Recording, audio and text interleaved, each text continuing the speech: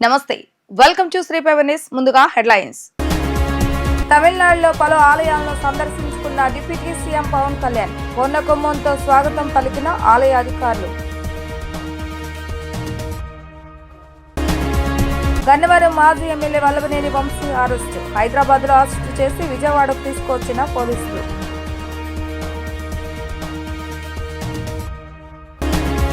Vallabhaneni వంశీపై Yarlagadda Venkatrao fire. అధికారాన్ని అడ్డుపెట్టుకుని YCP నేతలు ప్రజలను భయభ్రాంతులకు గురి చేశారని ఆగ్రహం. ఆలయాల సందర్శనలో భాగంగా డిప్యూటీ సీఎం పవన్ కళ్యాణ్ తమిళనాడులో పర్యటిస్తున్నారు. ఉదయం ఆయన కుంభకోణం సమీపంలోని స్వామి మలై క్షేత్రానికి చేరుకోగా ఆలయ అధికారులు వేద పండితులు స్వాగతం పలికారు. అక్కడ కుమారస్వామిని దర్శించుకొని పవన్ కళ్యాణ్ ప్రత్యేక పూజలు నిర్వహించారు. ఆ తర్వాత వేద ఆశీర్వచనాన్ని పొందారు. పవన్ పర్యటనలో ఆయన కుమారుడు అఖిలానందన్, టీటీడీ బోర్డు సభ్యుడు ఆనంద సాయి ఉన్నారు. స్వామి మలైలో స్థానిక బీజేపీ నేతలు పవన్ ను కలిశారు.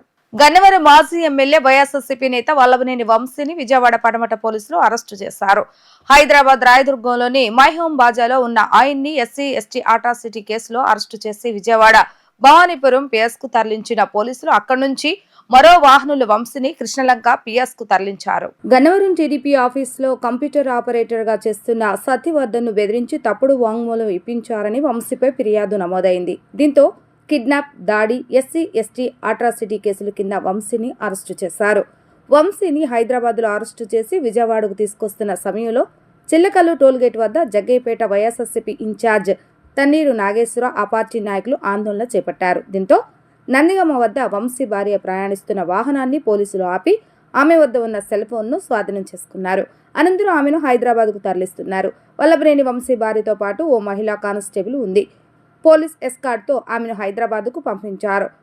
ట్విస్ట్ మీద ట్విస్ట్ తో గన్నవరం పార్టీ కార్యాలయంపై దాడి కేసులో సీన్ రివర్స్ అయింది. ఫలితంగా మాజీ ఎమ్మెల్యే వల్లభనేని వంశీని విజయవాడ పడమట పోలీసులు అరెస్టు చేశారు. ఉదయం హైదరాబాద్ రాయదుర్గంలోని వంశీ నివాసంలో అరెస్టు చేసే సమయంలో నాటకీయ పరిణామాలు చోటు చేసుకున్నాయి. రాయదుర్గం సమీపంలోని అపార్ట్మెంట్ లో వంశీ ఉన్నారని తెలుసుకుని విజయవాడ పడమట పోలీసులు అక్కడికి చేరుకున్నారు. వంశీ ఉండే ఫ్లాట్ లోకి వెళ్లి అరెస్టు విషయాన్ని ఆయనకు తెల్లవారుజామున 5:30 గంటలకు సమాచారం ఇచ్చారు. ఎందుకు అరెస్టు చేస్తున్నారంటూ కొద్దిసేపు పోలీసులతో ఆయన వాగ్వివాదానికి దిగారు. గన్నవరం కేసులో కోర్టు తనకు ముందస్తు బెయిల్ ఇచ్చిందన్న విషయాన్ని ఆయన పోలీసుల దృష్టికి తీసుకువెళ్లారు. గతంలో అధికారాన్ని అడ్డుపెట్టుకుని వైసీపీ నేతలు ప్రజలను భయభ్రాంతులకు గురి చేశారని గన్నవరం ఎమ్మెల్యే యార్లగడ్డ వెంకట్రావు అన్నారు. గన్నవరం మాజీ ఎమ్మెల్యే వల్లభనేని వంశీ అరెస్టు నేపథ్యంలో టీడీపీ కేంద్ర కార్యాలయంలో నిర్వహించిన మీడియా సమావేశంలో యార్లగడ్డ వెంకట్రావు మాట్లాడారు. నోటికొచ్చినట్లు మాట్లాడితే ఊరుకుంటారా? ఏనాడైనా పాపం పడుతుందని అన్నారు. గ్రీవెన్స్లో వచ్చే సమస్యల్లో అధిక శాతం భూ కబ్జాలేనని సభ్య సమాజం తలదించుకునేలా వల్లభనేని వంశీ మాట్లాడారన్నారు. జగన్ కు అలాంటి వారే నచ్చుతారని వంశీ అనుచిత వ్యాఖ్యలు చేస్తున్నా ఎందుకు వారించలేదని ప్రశ్నించారు. ఎక్కడైనా జగన్ తన వైఖరి మానుకోవాలని, వైకాపా నేతలు ఎవరైనా చట్టానికి అనుగుణంగా నడుచుకోవాలని వెంకట్రావు అన్నారు. ఆ మహానుభావుడు రెడ్డి అనే పేరు చివర ఉండకూడదని సుందరయ్యగా బతికి ఆ మహానుభావుడు నడయాడిన నేల. అలాగే వెలువల సీతారామయ్య గారు, కాకాని వెంకటరత్నం గారి మహానుభావులు, ఎస్సీ లేడీ సరోజి ఆనందబాయి గారట మహానుభావుడు ప్రతిష్ఠించిన గడ్డది. ఆ గడ్డ మీద పొడుగు శాసనసభ్యులుగా పనిచేసిన ఎవరు కనీసం ఇలా క్రిమినల్ కేసులు ఇరుక్కున్న పరిస్థితి కూడా లేదు. దేశం అంటే మట్టి కాదు, దేశం అంటే మనుషులు అని గురజాడు గారు సూక్తిలాగా గన్నవరం అంటే మట్టే మట్టే మట్టే అని దిగజార్చిన పరిస్థితి గత 10 సంవత్సరాల నుంచి ఈ దేశంలో గాని, ఈ రాష్ట్రంలో గాని, పక్క దేశాల్లో గాని ఏ సిటిజన్ అయినా లా బౌండెడ్ పరిధిలో ఉండాలి, లా బౌండెడ్ సిటిజన్ గా ఉండాలి, లాని ఒబే చేసే పరిస్థితి ఉండాలి తప్ప నేను ఎబోలా అనుకుంటే ఇదే పరిస్థితులు వస్తాయి. అలాగే ఇలా చేయటం వల్ల ఇంతకు ముందు గతంలో 10 సంవత్సరాలు శాసనసభ్యుడిగా ఉంటే అతని భాష గాని, అతని ప్రవర్తన గాని బ్రహ్మలింగయ్య చెరువుని రిజర్వేర్ చేద్దామని నాడు తెలుగుదేశం ప్రభుత్వం అనుకుని నిధులు కేటాయిస్తే కాంట్రాక్టర్ డబ్బులు డ్రా చేసుకుంటే మట్టెమ్ముకున్న పరిస్థితి గన్నవరంలో ప్రతి సందులో గొంతులో ఉన్న ప్రతి గన్నవరం ప్రజలందరికీ తెలుసు. అలాగే ల్యాండ్ గ్రాబింగ్స్ గాని, మట్టి గాని, నకిలీ ఇళ్ల పట్టాలు 2019లో పోటీ చేసినప్పుడు ఇచ్చిన పరిస్థితి గాని, ఆ నకిలీ ఇళ్ల పట్టాలు డిస్ట్రిబ్యూషన్ గవర్నమెంట్ ఆఫీస్ చేయాల్సింది అతని మనుషులు పంచిన విధానం గాని, ఇలా ఎన్ని మాట్లాడిన ఆఖరికి సభ్య సమాజం తలదించుకునే భాష విషయంలో గాని, ఆఖరికి జగన్మోహన్ రెడ్డి గారికి ఎలాంటి వాళ్ళు నచ్చుతారని తీసుకున్నాడు. ఆ రోజు చంద్రబాబు నాయుడు గారు ప్రధాన ప్రతిపక్ష హోదా పోగొడదామని తీసుకుని ఇవాళ ప్రతిపక్ష హోదా ప్రజల చేత తిరస్కరించబడి జగన్మోహన్ జగన్మోహన్ రెడ్డి గారు ఇలాంటి పనులు చేస్తా ఉండేవాళ్ళు ఇష్టమయ్యి ఆయన తీసుకుని నేను జగన్మోహన్ రెడ్డిని అధికారంలో తీసుకోవడానికి నేను పోటీ చేసి నేను ఏ రోజు భాష తోలనాడు. ఆ రోజు జగన్మోహన్ రెడ్డి గారు కూడా ఎట్టి పరిస్థితుల్లో అతన్ని ఓడించాలి, అతని దుర్మార్గాలకి అంతం పలకాలని చెప్పి తనకి వ్యక్తిగతంగా అతని మీద ఉన్నట్టుగా నన్ను పెనలూరు నియోజకవర్గం అయితే నాకు ఆ సీట్ ఇస్తానని గన్నవరంలో నన్ను బతిమలాడిని పోటీకి చేపించిన పరిస్థితి వాస్తవం కాదా? వల్లభనేని వంశీ అరెస్టును మాజీ మంత్రి బొత్స సత్యనారాయణ ఖండించారు. కేసు వెనక్కి తీసుకుంటే మళ్లీ అరెస్టు చేయటం ఏంటని ప్రశ్నించారు. కక్షపూరిత రాజకీయాలు సరికాదని అన్నారు. కూటమి ప్రభుత్వ వైఫల్యాలను శాసనమండలిలో ప్రశ్నిస్తామని ఆయన స్పష్టం చేశారు. వైఎస్ఆర్సీపీ నేత వల్లభనేని వంశీ అరెస్టుపై మాజీ మంత్రి బొత్స సత్యనారాయణ స్పందించారు. ఈ సందర్భంగా గురువారం ఆయన మీడియాతో మాట్లాడుతూ వల్లభనేని వంశీ అరెస్టును తీవ్రంగా ఖండిస్తున్నామని అన్నారు. కేసు వెనక్కు తీసుకుంటే మళ్లీ అరెస్టు చేయటం ఏంటంటూ ఆయన ప్రశ్నించారు. కక్షపూరిత రాజకీయాలు చేయటం మంచి పద్ధతి కాదని, ఇలాంటివి రాజకీయాలు సరికాదని పేర్కొన్నారు. రిషికండ భవనాలు ప్రభుత్వ కట్టడాల నిర్మాణాల్లో అక్రమాలు జరిగినట్లు నిర్ధారణ అయితే చర్యలు తీసుకోవాలని అన్నారు. కూటమి ప్రభుత్వ వైఫల్యాలను మండలిలో ప్రశ్నిస్తామని, శాసనసభ విషయంలో పార్టీ వైఖరిని తమ వాళ్ళను అడిగి చెప్తానని, తనకు తెలియని విషయాన్ని తెలుసుకొని చెప్తానని అనటంలో తప్పు లేదు కదా అని బొత్స అన్నారు. ఇంకో పక్క వచ్చి గత ప్రభుత్వంలో అన్యాయాలు జరిగిపోయేవి అని వాటి మీద ఎంక్వైరీ కమిటీలు వేస్తున్నారు. మళ్ళీ ఆ రిపోర్టులో వచ్చి అప్పుడున్న అధికారంలో ఉన్న ఆ అధికారులు వచ్చి వాళ్ళే తప్పుడు రిపోర్ట్ ఇచ్చేస్తున్నారని చెప్పి వాళ్ళే చెప్తున్నారు. నాకు అర్థం అవ్వట్లే అసలు ఏమి ఆలోచన చేస్తున్నారో, ఏమి జరుగుతుందో, రాష్ట్రంలో ఏం కార్యక్రమాలు జరుగుతున్నాయో అర్థం అవ్వట్లేదు. ఇవాళ ఉదయం కూడా చూసాం. మళ్ళీ అవసరమైతే మళ్ళీ రిపోర్ట్లు తెప్పిస్తాం, మళ్ళీ చేస్తాం. రుషికొండ విధ్వంసమా? అది ప్రభుత్వ కట్టడం. ఇప్పుడే పర్యావరణం ఏంటి? అది అక్కడ ఏముండేది మీకు? అక్కడ ఏముండేది? రుషికొండలో ఒక టూరిజం గెస్ట్ హౌస్ ఉండేది. ఇప్పుడు గెస్ట్ హౌస్ కట్టాం. ఇప్పుడు కట్టడం కట్టాం. అంతేగా, అంతకంటే ఏముంది? అంతకంటే తేడా ఏంటి ఉందంటాను. తప్పే ఉంది? ప్రభుత్వ భవనం తప్పే ఉంది? ప్రభుత్వ భవనమా లేకపోతే ప్రైవేట్ ఆస్తి? అది ఎవరు చెప్పారు? కోర్టు చెప్పండి. నాకు యుద్ధం జరిగింది, చేసిన వాళ్ళని చర్య తీసుకొని చూపెట్టండి. నాకు తెలియదు. ఇగో సుయ్యంటే ఒట్టని ప్రతి ఓడి వద్దానికి వెళ్తారు. అది కాదు కదా. తనకు ఇంకా ఎఫ్ఐఆర్ కాపీ ఇవ్వలేదని వల్లభనేని వంశీ భార్య పంకజశ్రీ అన్నారు. ఎందుకు అరెస్టు చేశారో తమకు ఇంకా తెలియదని అన్నారు. అడిగినా పోలీసులు సమాధానం ఇవ్వటం లేదని, రిమాండ్కు తీసుకుని వెళ్లినప్పుడు అన్ని ఇస్తామంటున్నారని తెలిపారు. అరెస్టు చేసి ఇంత సమయం ఎఫ్ఐఆర్ ఇవ్వకపోవడం ఇల్లీగల్ అని పేర్కొన్నారు. ఎఫ్ఐఆర్ లేకపోతే లీగల్ గా వెళ్లడానికి తనకు అవకాశం ఉండదని అలా చేస్తున్నారని ఆమె పేర్కొన్నారు. మమ్మల్ని స్టేషన్లోకి అనుమతించడం లేదని అడ్వకేట్ చిరంజీవి తెలిపారు.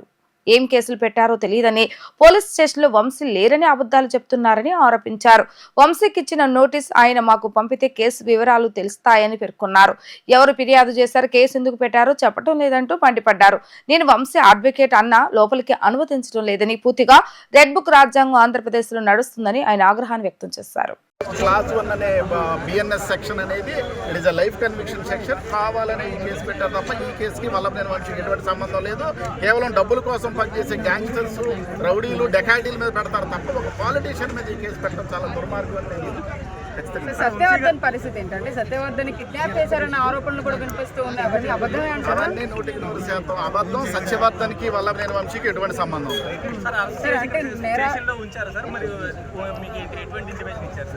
వల్లభనేని వంశీ కలవలేదంటే నన్ను అలౌ చేయట్లేదు. ఏమని చెప్పారండి? రీజన్ ఏంటి? మా దగ్గర మా కస్టడీలో లేరనే పోలీసులు ఎవరు వల్లభనేని వంశీ ఇక్కడ లేరనే చెప్తున్నారు. అబద్ధం చెప్తున్నారు. పోలీస్ స్టేషన్స్ అన్ని కూడా మారుస్తూ ఉన్నారు. ఫస్ట్ భవానీపురం తీసుకెళ్లారు, మార్గ మధ్యంలో కూడా అక్కడ కార్స్ ని స్వాప్ చేయడం కానీ, తర్వాత ఇక్కడ తీసుకెళ్ళడం కానీ ఎలా చూడొచ్చు? ఏం లేదు, కంటికి కన్ను పన్నుకి పన్ను లాగా ఏదో రఘురామకృష్ణరాజు ఏదో జరిగింది, దానికి ప్రతీకారంగా వల్లభనేని వంశీని ఏదో చేయాలని ఉద్దేశంతో ఉన్నారు. అవన్నీ బర్డ్ ఫ్లూపై ఆందోళన చెందవలసిన అవసరం లేదని వ్యవసాయ శాఖ మంత్రి అచ్చెన్నాయుడు అన్నారు. బర్డ్ ఫ్లూ పశ్చిమ గోదావరి, కృష్ణా జిల్లాలోని 5 పౌల్ట్రీ ఫార్మాల మాత్రమే సోకిందని వెల్లడించారు. బయోసెక్యూరిటీ జోన్లుగా ఈ ప్రాంతాన్ని ప్రకటించామని తెలిపారు. బర్డ్ ఫ్లూ సోకిన కోళ్లను కేంద్ర ప్రభుత్వానికి చెందిన ల్యాబ్లకు పంపించామని అన్నారు. బర్డ్ ఫ్లూ అంశాలపై దుష్ప్రచారం చేస్తే కఠినంగా వ్యవహరిస్తామని మంత్రి హెచ్చరించారు. సీఎం చంద్రబాబు నాయుడు ఆదేశాల మేరకు ఎప్పటికప్పుడు పరిస్థితిని సమీక్ష చేస్తున్నామని అన్నారు. తెలంగాణ నుంచి వచ్చే కోళ్లను ఏపీకి రాకుండా నిలిపివేస్తున్నట్లుగా దుష్ప్రచారం చేస్తున్నారని మంత్రి అన్నారు. బర్డ్ ఫ్లూ వ్యాప్తి చెందకుండా కిలోమీటర్ల పరిధిలోని ప్రాంతాన్ని సెన్సిటివ్ జోన్గా ప్రకటించామని తెలిపారు. బర్డ్ ఫ్లూ మీద స్పష్టమైనటువంటి ప్రకటన కూడా చేశాను. దాని తర్వాత రాష్ట్ర ముఖ్యమంత్రి గారు భోపాల్లో ఉన్నటువంటి సీనియర్ శాస్త్రవేత్తలతో మాట్లాడారు. కేంద్ర ప్రభుత్వం సెక్రటరీ గారితో కూడా దీని మీద డీటెయిల్గా డిస్కస్ చేయడం జరిగింది. ఆయన కూడా వాళ్ళ టీమ్స్కి పంపించారు.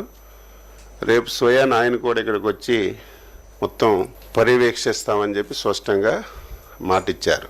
నేను నిన్నే చెప్పాను, పశ్చిమ గోదావరి, కృష్ణా జిల్లాల్లో ఉన్నటువంటి 5 ఫార్ముల్లో ఈ వ్యాధి సోకిందని. ఇప్పుడు ఏదైతే వ్యాధి సోకినటువంటి ఫార్మ్స్ ఉన్నాయో ఈ ప్రాంతం అంతా కూడా బయోసెక్యులర్ జోన్గా ప్రకటించి ఆఫీసెస్కి అక్కడ డిప్యుటేషన్ పెట్టి స్ట్రిక్ట్గా అమలు చేస్తున్నాం. అదేవిధంగా 3 ఫామ్లో కల్లింగ్ అంతా పూర్తి చేసాం. ఇంకా 2 ఫామ్స్లో జరుగుతుంది. ఇంకొక గంటకి ఆ కార్యక్రమం కూడా పూర్తవుతుంది. ఇతర ప్రాంతాల్లో ఎక్కడ కూడా బర్డ్స్ చనిపోయినట్టుకు కానీ ఈ వ్యాధి సోకినట్టుకు కానీ ఎక్కడ కూడా దాఖలాలు లేవు. రాత్రి నేను చెప్పినట్టుగా దీని మీద రిస్ట్రిక్షన్స్ ఏవీ లేవు. ఉడికించినటువంటి గుడ్లు కానీ ఉడికించినటువంటి మాంసం కానీ తింటే ఎటువంటి సమస్య లేదని కూడా స్పష్టంగా రాష్ట్ర ప్రభుత్వం నుంచి తెలియజేస్తున్నాను. ఇప్పటికే జిల్లా కలెక్టర్లు, పశుసంవర్ధక శాఖ అధికారులు మరియు వైద్య శాఖ సిబ్బంది కామన్గా పరిస్థితిని ప్రతి గంటకి అంచనాలు వేసి ఎక్కడైనా ఇటువంటిది బయటపడితే ఇమీడియట్గా నిమిషాల మీదే అది వాస్తవమా కాదా తెలుసుకొని చర్యలన్నీ కూడా తీసుకున్న విషయం కూడా తెలియజేస్తున్నాను. ప్రజలు నిరంబేందరంగా కోళ్ళు కానీ గుడ్లు కానీ తినొచ్చు, ఎవరికి ఎటువంటి ఇబ్బంది లేదు. అయితే పత్రికల్లో, సోషల్ మీడియాలో విపరీతంగా కొంతమంది పోటీపడి దీని మీద భయాందోళన సృష్టిస్తున్నారు. వారికి కూడా ఈ సందర్భంగా మనవి చేస్తున్నాను. వాస్తవాలు తెలుసుకోకుండా ఆదరాబాదరిగా ప్రకటనలు చేసి ప్రజలకు భయాందోళన చేస్తే ప్రభుత్వం సీరియస్గా కూడా తీసుకుంటుందని స్పష్టంగా తెలియజేస్తున్నాను. నిన్నైతే కొంతమంది తెలంగాణ రాష్ట్రం ఆంధ్రప్రదేశ్ నుంచి పూర్తిగా ఏవి రాకుండా చేయాలని సర్క్యులర్ ఇచ్చిందని చెప్పి నిన్న కొన్ని టీవీల్లో ఇచ్చారు. సర్క్యులర్ ఆంధ్రప్రదేశ్ ప్రభుత్వంకి ఇవ్వలేదు, జనరల్గా వాళ్ళకు సర్క్యులర్ ఇచ్చారు, మీకు డిస్ట్రిబ్యూట్ చేయమని చేస్తాం. అది కూడా ఆ సమస్య కూడా లేదు. నిన్న ఎక్కడ గుడ్ల లారీ వెళ్తే ఎక్కడ ఆపలేదు. ఎక్కడో ఒక దగ్గర కోళ్ళ లారీ ఆపితే ఇమీడియట్గా బార్డర్స్లో కూడా మా ఆఫీసులకు పెట్టి ఆ సమస్య కూడా లేకుండా మేము ఎప్పటికప్పుడు పరిష్కరిస్తున్నాం. తెలంగాణ ప్రభుత్వం కూడా ఎక్కడ ఆంధ్రప్రదేశ్ రాష్ట్రం నుంచి మేము తీసుకోమని కానీ నిషేధించామని కానీ ఎక్కడ కూడా సర్క్యులర్ లేదు. వాళ్ళు బర్డ్ ఫ్లూ దేశంలో కేంద్ర ప్రభుత్వం అలర్ట్ చేసిన తర్వాత జనరల్గా ఒక సర్క్యులర్ ఇచ్చారు. అది మన రాష్ట్రానికి వచ్చిందని చెప్పడం కూడా తప్పు, ఎక్కడ కూడా జరగడం లేదు. ప్రతి కార్యకర్తకు పెద్దన్నగా తోడుగా ఉంటానని వైఎస్ఆర్సీపీ అధ్యక్షులు వైఎస్ జగన్మోహన్ రెడ్డి భరోసా కల్పించారు. ప్రజలకు ఇచ్చిన మాటను గాలికొదిలేసిన చంద్రబాబు నాయుడు ప్రభుత్వానికి రాబోయే రోజుల్లో దారుణమైన పరిస్థితులు తప్పవని, రాబోయేది వైఎస్ జగన్ 2.0 పాలనని ఉద్ఘాటించారు. ఉమ్మడి గుంటూరు జిల్లాలో వైఎస్ఆర్ కాంగ్రెస్ పార్టీకి చెందిన ఎంపీటీసీలు, జడ్పీటీసీలు, మున్సిపల్ చైర్పర్సన్లు, ఇతర స్థానిక సంస్థల ప్రజా ప్రతినిధులు, పార్టీ నేతలతో తాడేపల్లిలోని క్యాంపు కార్యాలయంలో బుధవారం వైఎస్ జగన్ సమావేశమయ్యారు. ఈ సందర్భంగా పార్టీ ప్రజా ప్రతినిధులకు వైఎస్ జగన్ దిశానిర్దేశం చేశారు. మన పరిపాలన కాలంలో అంటే 2019-24 మధ్య జగన్ 1.0 ప్రభుత్వం నడిచింది. చరిత్రలో ఎప్పుడూ చూడని విధంగా చరిత్ర మార్చిన పాలన వైఎస్ఆర్ కాంగ్రెస్ పార్టీ హయాంలోనే నడిచింది. మన ప్రభుత్వం రాకమునుపు మేనిఫెస్టో అంటే చక్కటి అబద్ధాలను రంగురంగు కాగితాల్లో ముద్రించి ఎన్నికలు పంచటం, ఎన్నికలు అయిపోయిన తర్వాత ఆ మేనిఫెస్టోను చెత్తబుట్టలో వేయటం జరుగుతుంది. అలాంటి పరిస్థితుల నుంచి పాలనలో తులసి మొక్కల వ్యవస్థను మార్చిన పాలన కేవలం వైఎస్ఆర్సీపీ హయాంలోనే జరిగింది. చరిత్రలో మునిపెన్నడూ లేని విధంగా మేనిఫెస్టోని కేవలం 2 పేజీలు కుదించి ఈ మేనిఫెస్టో మాకు భగవద్గీత, బైబిల్, ఖురాన్ వంటిదని చెబుతూ దాన్ని ఎన్నికలు అయిపోయిన తర్వాత ప్రభుత్వ కార్యాలయం, సీఎంఓ, ప్రతి మంత్రి కార్యాలయంలో, ప్రతి కలెక్టర్ కార్యాలయంలో కనిపించే విధంగా ఏర్పాటు చేశామని జగన్ అన్నారు. ఎన్నికలైపోయాయి. దాదాపుగా 9 నెలలు కళ్ళు మూసుకొని కళ్ళు తెరిచేసరికి అప్పుడే 9 నెలలు గడిచిపోయింది. నిజంగా 2019 నుంచి 2024 మన ప్రభుత్వం ఉన్నప్పుడు అంటే వైఎస్ఆర్సిపి జగన్ 1 పరిపాలన ఉన్నప్పుడు మనమంతా కూడా ఆ 5 ఏళ్ళు చరిత్రలో ఎప్పుడు చూడని విధంగా ఇంతకుముందు ఎప్పుడైనా ఇది సాధ్యమేనా అని అనుకునే పరిస్థితి నుంచి కాదు లేదు ఇది సాధ్యం అవుతుంది అని చెప్పి చరిత్ర మార్చిన పాలన చూపించగలిగిన పాలన ఎక్కడైనా జరిగింది అని అంటే అది వైఎస్ఆర్ కాంగ్రెస్ పార్టీ పాలనలోనే మాత్రమే జరిగిందని చెప్తాను. ఈరోజు పరిస్థితి ఏమిటి అని చెప్పి ఒక్కసారి చూస్తే నేను చెప్పిన ప్రతి అంశంలో కూడా ఒకవైపున సూపర్ 6 గాలికి ఎగిరిపోయింది, సూపర్ 7 గాలికి ఎగిరిపోయింది, ఎన్నికలప్పుడు చెప్పిన మేనిఫెస్టో చెత్తబుట్టలోకి వెళ్ళిపోయింది, ప్రజలకిచ్చిన మాటలు మోసాలుగా తేలిపోయాయి. మరోవైపున వ్యవస్థలన్నీ కూడా ఇప్పుడు నేను చెప్పిన వ్యవస్థలన్నీ కూడా విద్య, వైద్యం, వ్యవసాయం, గవర్నెన్స్ అన్ని వ్యవస్థలు కూడా తిరోగమనంలో కనిపిస్తూ ఉన్నాయి. కేవలం ఒకే ఒక వ్యక్తి మారాడు ముఖ్యమంత్రి, ఒకే ఒక పార్టీ మారింది, వైఎస్ఆర్సీపీ పక్కకు పోయి టీడీపీ వచ్చింది, తేడా అంతే. ప్రతి వ్యవస్థ తిరోగమనం, ప్రజలకు అంతవరకు అందుతూ ఉన్న ప్రతి పథకం రద్దు, వీళ్ళు చేస్తామన్న ప్రతి పథకము మోసం, అబద్ధం. కేవలం 9 నెలల కాలంలోనే ఇవన్నీ మన కళ్ళ ఎదుటే ఇవాళ కనిపిస్తూ ఉన్న పరిస్థితులు. నేను అందుకనే చెప్తా ఉన్నా, ఈరోజు ఓడిపోయినా కూడా చెప్తా ఉన్నా, మనకి ఇంతకుముందు 50% ఓట్ షేర్ వచ్చింది, ఈ ఎన్నికలు అయిపోయేసరికి మన ఓట్ షేర్ 40%. ఒక 10% ఓట్ షేర్ మనకు రావాల్సింది రాకుండా పోయింది. కారణం ఆ రోజు కేవలం మీ జగన్ అబద్ధాలు చెప్పలేకపోయాడు, అదొక్కటే కారణం. కానీ నేను చెప్తా ఉన్నా, మీ జగన్ అబద్ధాలు చెప్పలేకపోయాడు కాబట్టి అధికారానికి మనం దూరం అయ్యాం. కానీ అధికారానికి దూరం అయినా కూడా మీ జగన్ మీ గుండెల్లోనూ మీ మనసుల్లోనూ లీడర్ అంటే ఇలా ఉండాలి అని చెప్పి మాత్రం ముద్ర వేయగలిగాడు. కారణం ఏమిటంటే రాజకీయాల్లో ఉన్నప్పుడు విలువలు ఉండాలి, రాజకీయాల్లో ఉన్నప్పుడు విశ్వసనీయత అన్న పదానికి అర్థం తెలియాలి. ఈ జగన్, మీ జగన్ మరో 30 సంవత్సరాలు రాజకీయాల్లోనే ఉంటాడు. ఈరోజు తెలుగుదేశం పార్టీ కార్యకర్తలు, తెలుగుదేశం పార్టీ నాయకులు ఏ ఒక్కరూ కూడా ఏ ఇంటికి వెళ్ళే పరిస్థితి లేదు. వీళ్ళు గన ఇళ్ళకు పోవడం మొదలు పెడితే, వీళ్ళు గన ప్రజల్లో తిరగడం మొదలు పెడితే ఏమవుతుంది? ఆ ఇంట్లో నుంచి ఆ చిన్నపిల్లలు మొదలు పెడతారు, ఏమంటారు? నా 15,000 ఏమైంది, నా 15,000 ఏమైంది, నా 15,000 ఏమైందని. ఆ ఇంటికి వెళ్ళినప్పుడు ఆ ఇంట్లో ఆ చిన్నపిల్లల తల్లులు, ఆ పిన్నమ్మలు అడుగుతారు, ఏమని? నా 18,000 ఏమైంది, నా 18,000 ఏమైంది, నా 18,000 ఏమైందని. ఆ ఇళ్ళకు పోతే ఆ అమ్మలు, ఆ పిన్నమ్మల అత్తలు, వాళ్ళ అమ్మలు వాళ్ళేమడుగుతారు? మాకు 50 ఏళ్ళ వయసు వచ్చింది, మాకు 50 ఏళ్ళ వయసు వస్తూనే మీరేమన్నారు? మా 48,000 ఏమైంది, మా 48,000 ఏమైంది, మా 48,000 ఏమైంది అని అడుగుతారు. ఆ ఇళ్ళకు పోయినప్పుడు ఆ రైతులు ఏమడుగుతారు? మా 20,000 ఏమైంది, మా 20,000 ఏమైంది, మా 20,000 ఏమైంది అని అడుగుతారు. ఆ ఇళ్ళల్లో నుంచి ఆ 20 ఏళ్ళ పిల్లాడు, ఆ పిల్లాడు ఉద్యోగం ఎతుకుతా ఉన్న ఆ 20 ఏళ్ళ పిల్లాడు ఏమంటాడు? నా 36,000 ఏమైంది, నా 36,000 ఏమైంది, నా 36,000 ఏమైంది అని. ఇలా చంద్రబాబు నాయుడు గారిని, ఆయన కూటమిని, ఆయన నాయకులను, ఆయన కార్యకర్తలను ఏ ఒక్కరూ కూడా ఇళ్ళకు వెళ్ళి, గ్రామాలకు వెళ్ళి, ఇళ్ళకు వెళ్ళి ఎవ్వరిని కూడా వీళ్ళు కనీసం పలకరించే పరిస్థితి కూడా లేదు.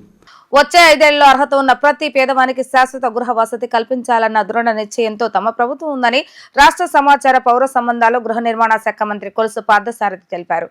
గత ప్రభుత్వ హయాంలో సకాలంలో ఇళ్ల నిర్మాణాలు పూర్తి చేయకపోవడం వల్ల దాదాపు 2378 కోట్ల కేంద్ర నిధులు మురిగిపోయాయని తెలిపారు. గృహ నిర్మాణ నిధులు దాదాపు 3595 కోట్లను మళ్లించి నిరుపేదలకు ఎంతగానో అన్యాయం చేసిన ఘనత గత ప్రభుత్వానిదని మంత్రి విమర్శించారు. అమరావతి సచివాలయంలో ఏర్పాటు చేస్తున్న విలేకరుల సమావేశంలో కొలుసు పార్థసారథి మాట్లాడుతూ నిరుపేదలందరికీ శాశ్వత గృహ వసతి కల్పించడంలో విఫలమైన గత ప్రభుత్వం కూటమి ప్రభుత్వంపై బురద జల్లే ప్రయత్నం చేయడం విడ్డూరంగా ఉందని మండిపడ్డారు. గత ప్రభుత్వ హయాంలో నిరుపేదలకు గృహ నిర్మాణాలపై కేంద్రం 20,726 కోట్ల రూపాయలు రాష్ట్రానికి కేటాయిస్తే ఆ నిధులను సక్రమంగా వినియోగించుకోకపోవటమే కాకుండా ఇళ్లను సకాలంలో పూర్తి చేయకపోవటం వల్ల దాదాపు 2,378 కోట్ల కేంద్ర నిధులు మురిగిపోయాయని అన్నారు. PMY గ్రామీణ కేంద్ర పోర్టల్ నుంచి 1,39,243 మంది లబ్ధిదారులను తొలగించి వారికి అన్యాయం చేస్తారని అన్నారు. ఈ విషయంలో గత ప్రభుత్వం చేస్తున్న తప్పిదాన్ని అంతా వక్రీకరిస్తూ తమ ప్రభుత్వంపై బురద జల్లే విధంగా ప్రవర్తించడం విడ్డూరంగా ఉందని అన్నారు. వచ్చే 5 ఏళ్లలో అర్హత ఉన్న ప్రతి పేదవానికి శాశ్వత గృహ వసతి కల్పిస్తామని ఆయన ఉద్ఘాటించారు. 3,18,987 మందిని గ్రామీణ ప్రాంతాలలో సొంత స్థలం కలిగిన వారిని అర్హులుగా గుర్తించి కేంద్ర ప్రభుత్వం వెబ్సైట్లో పొందుపరిచింది. ఆనాడు ఉన్న చంద్రబాబు నాయుడు గారి ప్రభుత్వం 2018లో ఆవాస్ ప్లస్ అనే సర్వే నిర్వహించి 3,18,987 మంది గ్రామీణ ప్రాంతాల్లో అర్హులు ఉన్నారని ఆ వెబ్సైట్లో కేంద్ర ప్రభుత్వం యొక్క వెబ్సైట్లో నమోదు చేసింది. తర్వాత వచ్చిన ప్రభుత్వం 2019లో ఆ ప్రభుత్వ నిర్వాహకం కానివ్వండి, ఆ ప్రభుత్వం రాజకీయ కారణాలతో కానివ్వండి, లేకపోతే కక్షతో కానివ్వండి, ఏదైనా కారణం కానివ్వండి 1,39,243 మందిని లబ్ధిదారుల లిస్ట్ నుంచి తొలగించడం జరిగింది. తొలగించేసి కేవలం 1,79,744 మంది మాత్రమే అర్హులని చెప్పేసి కేంద్ర ప్రభుత్వం వెబ్సైట్లో పొందుపరిస్తే ఆ నెంబర్ ఆధారంగా గత 5 సంవత్సరాల్లో ఉన్న వైఎస్ఆర్ కాంగ్రెస్ ప్రభుత్వం పొందుపరిచిన 1,79,744 మంది లబ్ధిదారుల్లో 1,79,060 మందికి ఇల్లు కేటాయించింది. 1,79,744 మందిలో 1,79,060 మందికి ఇల్లు మంజూరు చేస్తే ఇంకా 684 మంది మిగిలిపోయారు. ఆ మిగిలిపోయిన లబ్ధిదారుల్ని దేశవ్యాప్తంగా పాలసీ ప్రకారం అనుకుంటాను ఎవరైతే ఇంకా లబ్ధిదారులు మిగిలిపోయారో PMAY 1లో వెబ్సైట్లో పెట్టబడిన వాళ్ళందరికీ కూడా కేంద్ర ప్రభుత్వం ఇల్లు కేటాయించింది. ఏది 2024-25కి. 2024-25 ఎప్పుడు ప్రారంభమవుతుంది? ఏప్రిల్ 1 నుంచి 2024 నుంచి ప్రారంభమయ్యే సంవత్సరానికి ఈ ఇల్లు కేటాయించింది. అంటే ఎవరు అప్పుడు బాధ్యత కలిగిన ప్రభుత్వం? కేవలం ఆ ప్రభుత్వం చేతకానితనం మూలంగా మన రాష్ట్రానికి 20,726 కోట్ల రూపాయలు కేటాయిస్తే 5 సంవత్సరాల్లో ఆ ప్రభుత్వం చేతకానితనం మూలంగా 2,378 కోట్ల రూపాయలు ల్యాబ్స్ అయిపోయి నేను చెప్పేసి కూడా మనం చేస్తామని నేను ల్యాబ్స్ అవడమే కాకుండా ఇచ్చిన 20,726 కోట్లలో కూడా 18,000 కోట్లు అంటే 2,000 తీసేస్తే 18,000 సుమారు. దాంట్లో దాదాపు 3,598 కోట్ల రూపాయల్ని డైవర్ట్ కూడా చేసేసింది. అంటే గృహ నిర్మాణం కోసం కేంద్ర ప్రభుత్వం ఇచ్చిన నిధులు, రాష్ట్ర ప్రభుత్వం కేటాయించాల్సిన నిధులు, వీటిలో 3,598 కోట్ల రూపాయల్ని డైవర్ట్ చేసేసి తన అవసరాలకి వినియోగించుకోవటం మూలంగా ఈ గృహ నిర్మాణ పథకం పేదవాళ్ళకి ఎంత అన్యాయం జరిగిందో ఒకసారి ఆలోచించామని చెప్పేసి కూడా మనం చేస్తామని. వార్తలు ముగించే ముందు హెడ్లైన్స్ మరొకసారి. తమిళనాడులో పలు ఆలయాలను సందర్శించుకున్న డిప్యూటీ సీఎం పవన్ కళ్యాణ్. పొన్న కొమ్మంతో స్వాగతం పలికిన ఆలయ అధికారులు. గన్నవరం మాజీ ఎమ్మెల్యే వల్లభనేని వంశీ అరెస్టు. హైదరాబాద్ లో అరెస్టు చేసి విజయవాడకు తీసుకొచ్చిన పోలీసులు.